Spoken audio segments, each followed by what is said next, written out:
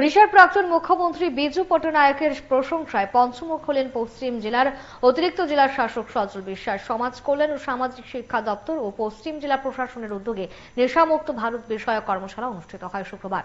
রাজধানীর Birchandra state central লাইব্রেরির হল ঘরে অনুষ্ঠিত কর্মশালায় ৮০ জন স্বেচ্ছাসেবককে প্রশিক্ষণ দেওয়া হয়। তার মধ্যে পুলিশ ও চিকিৎসকরাও আছেন।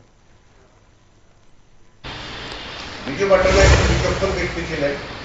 উনি একটা কথাই বলেছিলেন যে ইয়েস, যতজন লোক নেশাগ্রস্ত তার 10% লোকরে যদি তোমরা মূল স্রোতে ফিরে আনতে পারো, যে এনজিওরা গিয়েছিল, এনজিওর লোকরা বলেছিল যে 10% লোকরে যদি মূল স্রোতে ফিরে আনতে পারো, বলে আমি ট্রেনিং ঘোষণা করেছিলাম।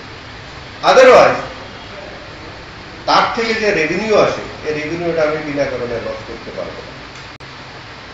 তো সমাজের সমাজবদ্ধতা, আমাদের সমাজটাকে ঠিক রাখার জন্য সচেতন মানুষ যারা আছেন তাদের কাছে আমাদের একটাই রিকোয়েস্ট যে এই নেশাগ্রস্ত যাতে না হয়, তারপরেও নেশার বাইরেও একটা সুন্দর সুস্থ আনন্দময় জীবন আছে, এই জীবনটাকে তাদের সামনে তুলে ধরে।